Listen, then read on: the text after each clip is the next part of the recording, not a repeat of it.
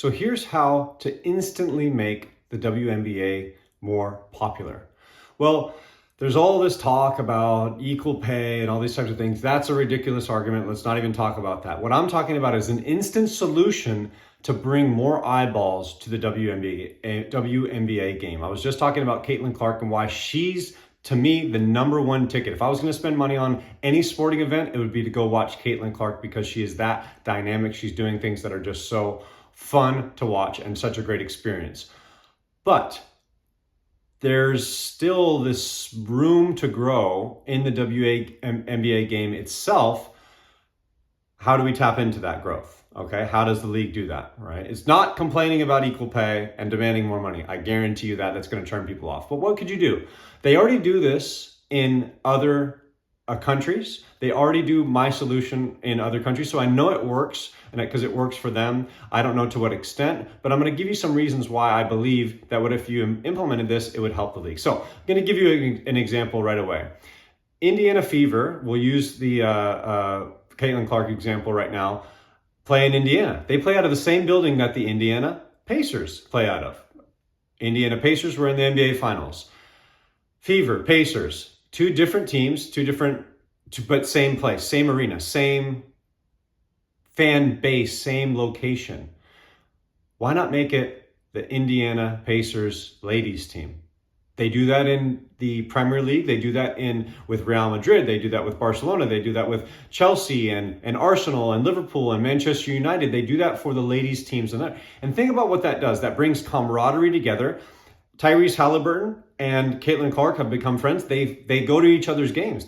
She goes to the Pacer games and he goes to the Fever games. And when I remember watching, I'm like, what's he doing there? He plays for the Pacers. I'm like, oh yeah, they both play in the same building. But if you knew right away, because they had similar jerseys, you can make it a little bit different for the ladies, right? Well, you bring the two together, and it's like at the Olympics, right? Let's just say I'm at the Olympics for swimming. Any other American that's competing in an event, I'm going to support because it's like, go USA. Well, that happens, that camaraderie happens when you have the same team name, right? In that case, it's the USA team. You're part of this team, and it's in sports competition. But you also have this team of the, franchises that you have. Well, the Pacers are a much more substantial name, just like the Lakers, just like the Knicks. You have those team names. You have that brand that's already there. You just capitalize on that. Well, the NBA teams already give the league already gives some portion to help the WNBA stay afloat. So why not expand the reach of those NBA teams as well? It's a win-win. Think about it. There are tons of people that watch Caitlin Clark right now because of who she is, and they watch the Fever games. They don't necessarily all watch the Pacer games. But if you then had the Pacers as the brand for Caitlin Clark, it would be a lot easier for them to then turn and watch the NBA games. Just like it would be a lot easier for a Pacer fan to go and tune in and watch an Indiana Pacer ladies game because it's, hey, that's my team. I love the Indiana Pacers.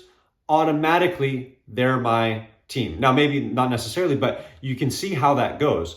Luka Doncic, who did he play for? He played for, I believe, Real Madrid. Real Madrid is known as the soccer team, but they keep those names around, that brand around for the teams in Madrid so that it's all one thing. You're all under one roof. The camaraderie that I believe would come from that is really good. Plus, it's, again, only going to expand the reach of the NBA teams themselves and that brand, but it's already there. Instead of trying to do this legwork and trying to make a brand that is off something that's very hard to sell.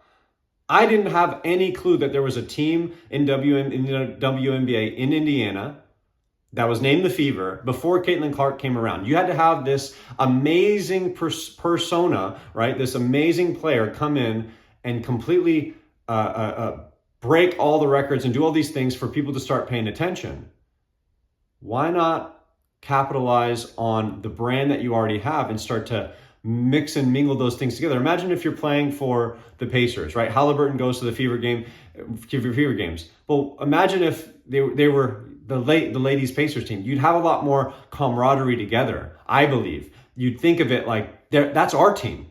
Although it's not, they have their own thing. They have their own ownership. The owners would figure out how to do in regard to percentages on merchandise and things like that because it is a branded name. So you'd have to work that out. But again, like I said, if the NBA teams are already giving money, and they're already helping them out, you make it a win-win. You say, hey, every jersey you sell with the Pacer logo, we get a percentage of that, all right? And that percentage, right, helps us support you, okay? So it all works together, and if it increases the overall revenue because you're spreading that brand that's known, tried, and true, and you're getting some fans from the WNBA game to watch the NBA game and getting some NBA fans to watch the WNBA games because you have that likeness, then it's going to bring them both up. So that's what I see. I see them doing that in Europe. And it's like, oh yeah, the ladies, you know, the Manchester United ladies are playing. Like, it's like I already have, I'm a Liverpool fan, but it's like, if you're a fan of that team, you already have someone to root for. Whereas now it's a whole new thing. What are their names? The Valkyries, the Sparks, like those teams, there's already an established name in those cities.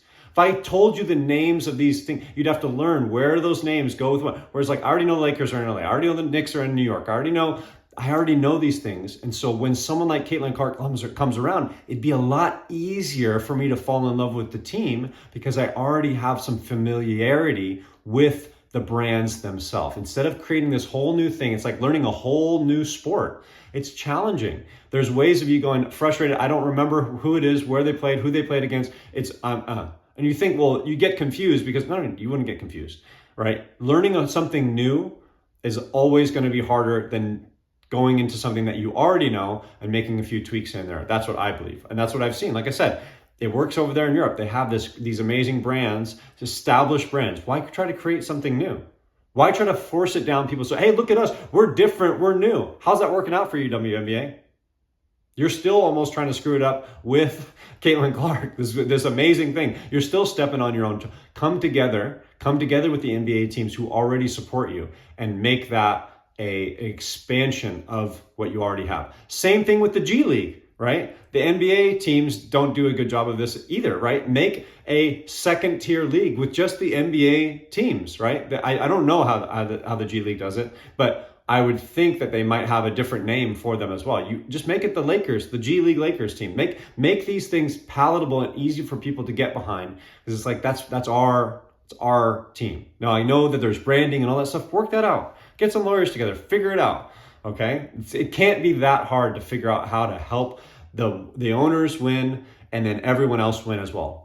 Make it a win-win, all right? Especially when it gets to the point where it's like, oh, we just want equal pay. It's like, well, let's figure out an economical way of actually bringing that up, all right, at the same time. So that's my idea. Keep the tried and true brand names that are already established and just follow in line with that, all right? It'll be a lot easier for someone to understand who and where the teams are. Like I said, I had to watch several games for me to realize that the Indiana Fever played in the same building that the Indiana Pacers did. Even though it says it on the court, but you have this idea that they're different, that they're separate, that they might even play in different cities in and around, or different areas of that city, because you're just like, well, they're completely different brand names. I say go with the brands that are already there and just make it part of that community already and see what happens. It's already working over there in Europe. Why not go along with it? So that's my idea for that. And that's all I got for today.